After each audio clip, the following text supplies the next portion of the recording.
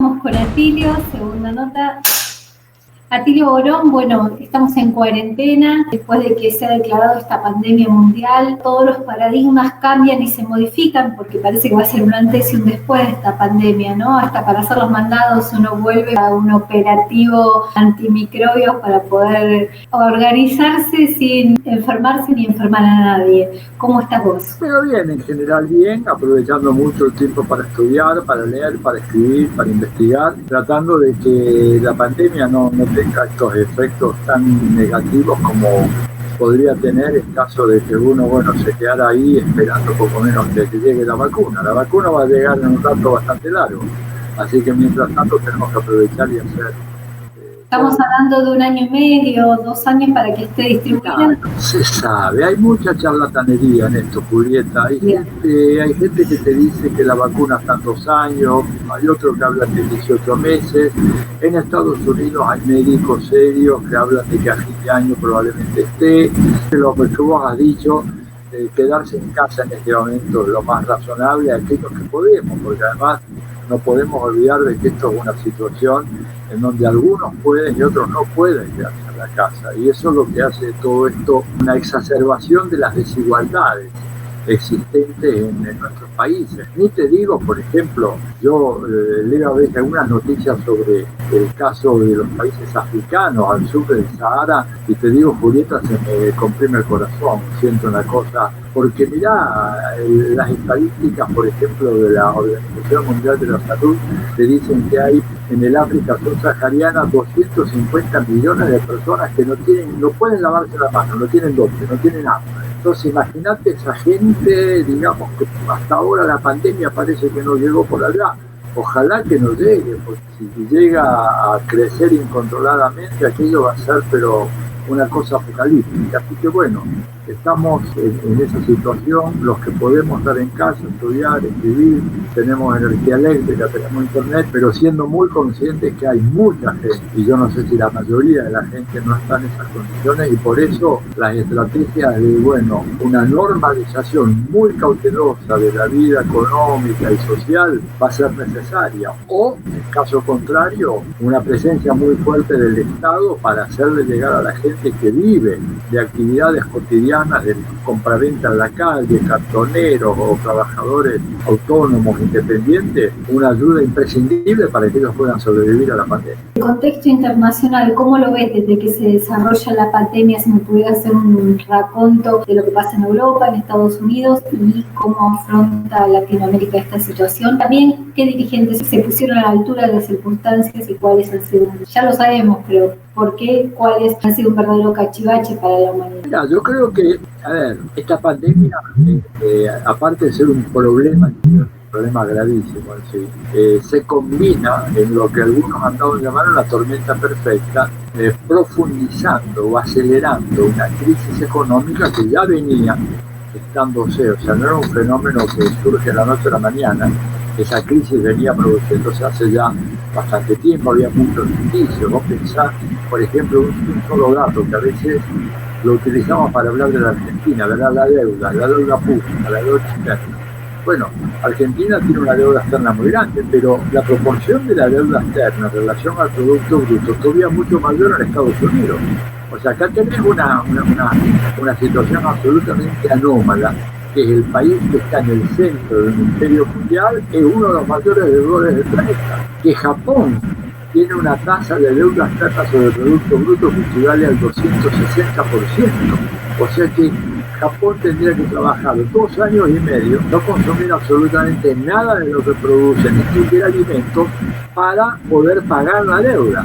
¿Qué quiere decir esto? Que la deuda no la va a pagar nadie. Te digo, Julieta, vos como una especie de anticipo, yo creo que en la Argentina tenemos que empezar a pedirle ya a nuestro gobierno que deje de lado toda esta negociación con la deuda, porque no tiene ningún sentido. Porque los primeros que no van a pagar la deuda son Francia, Italia, Japón, Estados Unidos, Alemania misma, que tiene un nivel de endeudamiento casi igual que el de la Argentina. Eso no van a pagar. Entonces nosotros si no va a pagar el primer mundo, ¿por qué tenemos que pagar nosotros? Claro, exactamente. Otro dato muy interesante, yo ahora tendría que chequearlo, pero hasta hace unos pocos años, el 90% de la deuda mundial estaba en manos de los países del primer mundo. Entonces lo que podamos hacer nosotros como deuda en Argentina, en Brasil, en Uruguay, Colombia, son porciones minúsculas de una mega deuda que está en poder sobre todo los países más adelantados, que son los que están más endeudados. El caso de Estados Unidos es una aberración mundial. Es la primera vez en la historia de los imperios que el centro imperial llega a estar endeudado con su periferia o con países que no son del centro, ¿verdad? Hay muchos países de la periferia que tienen bonos de la deuda internacional. Eso, digamos, antes no ocurría y sin embargo ocurre ahora, lo cual habla de una crisis que venía dándose de muy larga data y que la pandemia lo que hace es entrar en una habitación cerrada, que hay un escape de gas y la pandemia es alguien que entra con un bomba y se incendia todo. Esto es la situación actual en este momento. Una imagen un poco así apocalíptica, pero tiene mucho que ver con la realidad. Y cuando hablamos de los dirigentes y cuáles estuvieron a la altura de las circunstancias y cuáles estamos viendo que proveen de fosas comunes a sus ciudadanos para poder enterrarlos. La dirigencia, la verdad que ante este desafío, no parece haber estado muy a la altura de las circunstancias, sobre todo en algunos países, ¿verdad? Estados Unidos y en Brasil son dos casos extremos, tremendos, en donde la dirigencia ha demostrado estar absolutamente incapacitada para entender lo que es esta crisis y para actuar en consecuencia. Y todavía no estamos en momento de evaluar porque no llegó el invierno. No, y con la llegada del invierno esto se puede poner mucho peor acá en Sudamérica. Ahora, las últimas declaraciones del ministro de Salud, Ginés González García, lo que plantea es que el pico de esta epidemia probablemente vendría en junio, lo cual es una buena noticia por una parte y no tan buena la otra, porque hasta que llegue el pico, se calme el pico y empiece la bajada y el amesetamiento, y Julieta, estamos llegando a septiembre. Y yo creo que, por ejemplo, yo tengo serias dudas de que la escuela primaria y secundaria pueda funcionar normalmente en lo que resta del año. Porque si el pico de la epidemia llega en junio, y además hay que ver cuánto dura el pico, porque el pico no es un día, el pico puede ser 4, 5, 6 días, una semana, ¿verdad? Y luego el descenso suave. Una vez que pasó el descenso, no podés de repente decir, chicos, vayan todos a la escuela, todos a la universidad, vamos a... Justamente ahora estaban anunciando que querían ver cómo flexibilizar la salida de los menores. Mirá, yo creo que lo que pasa es que hay presiones muy fuertes que tiene el gobierno de Alberto Fernández para liberalizar todo y que la gente salga a la calle. Yo creo que es una locura. Estas presiones son de grupos que no están defendiendo el derecho a la vida de todos y todas. Hay que combatir los problemas de ansiedad porque están encerrados, pero hay que trabajar de otra manera porque los paradigmas para sobrevivir han cambiado.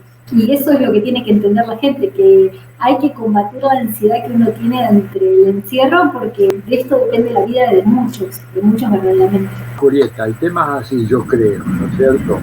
El neoliberalismo no es solo una teoría económica, una doctrina económica equivocada, ahora ya se ve más que evidente la catástrofe de la pandemia, lo demuestra, ¿verdad? Es también una filosofía social. Una filosofía social en donde la idea es que la sociedad está al servicio de los grandes intereses económicos. O sea que vos tenés que ir a trabajar aunque te contagies y aunque contagies a otra, aunque mueras. El empresario, o aunque te mueras, el empresario necesita que su fábrica produzca o que su comercio venda o que su actividad, cualquiera que sea llevada a cabo. El modelo, digamos, evidentemente lo que ellos quieren, y hay que tener cuidado, ¿verdad? Porque yo creo que esta pandemia, si bien va a tener un efecto devastador sobre la vida económica, no va a acabar con el capitalismo. Esa idea ingenua que hay, que han planteado algunos diciendo, bueno, el virus termina con el capitalismo, no es cierto. El capitalismo va a terminar si es que hay un conjunto de fuerzas sociales y políticas que tienen la determinación, la capacidad, la organización, el nivel de conciencia como para abolir ese sistema. Por ahora eso no se ve, pero lo que sí se ve es que la salida de esta pandemia nos va a dejar ante un escenario económico, social y político muy diferente al anterior, con fuerzas populares empoderadas, ¿verdad? Porque hemos aprendido, estamos aprendiendo con esta cuarentena a desarrollar vínculos de asociatividad a través de la internet y de redes sociales muy fuertes. Estamos accediendo a fuentes de información genuinas, combatiendo muchas fake news con las cuales se ha engañado a gran parte de la población. Y además va a haber una cuestión de esto: los estados van a tener que ser mucho más fuertes y los mercados van a tener que estar mucho más controlados. ¿Por qué? Porque si los estados no se fortalecen, y este es el tema del carácter prioritario que tiene el impuesto a la riqueza que se está tramitando en el Congreso argentino, si el Estado no se fortalece recuperando nuevos recursos, ¿verdad? Y teniendo esos recursos para garantizar que la población más vulnerable pueda ser atendida, entonces directamente esta crisis se va a profundizar hasta niveles realmente desquiciantes. Por lo tanto, estamos en presencia de un escenario a la salida de la crisis con estados más fuertes, estados más ricos, estados con mayor capacidad de intervención, mercados más acotados, más regulados y además organizaciones populares que pueden demandar mucho más y gobiernos que van a ser ahora mucho más sensibles porque la lección de esta pandemia y la catástrofe que ha provocado va a hacer que en este momento muchos gobiernos, y que estoy por ejemplo citando nada menos que el New York Times, una fuente irreprochable para la derecha, van a tener que ser mucho más cautelosos y evitar un aumento tan fenomenal de la desigualdad social como el que se ha registrado en los últimos años de hegemonía neoliberal, en donde, para seguir con el New York Times y el ejemplo, se ha llegado a una verdadera aberración que el 1% más rico de la sociedad norteamericana tiene en sus manos más riqueza que el 80% de la población de ese país. Y ellos mismos dicen que esa situación es intolerable a corto y mediano plazo. Atilio, como siempre ha sido un lujo estar con vos. Espero que cuando tengas otro ratito podamos volver a conversar y bueno, te dejamos estudiar y trabajar como lo haces cotidianamente, que te vemos en todas tus entrevistas internacionales. Con todo gusto, Julieta, estaré a tus órdenes cuando vos lo decidas. Sabés la opinión que tengo de tu trabajo y de tu programa. Así que buenas tardes, buenas noches, buenos días, lo que sea.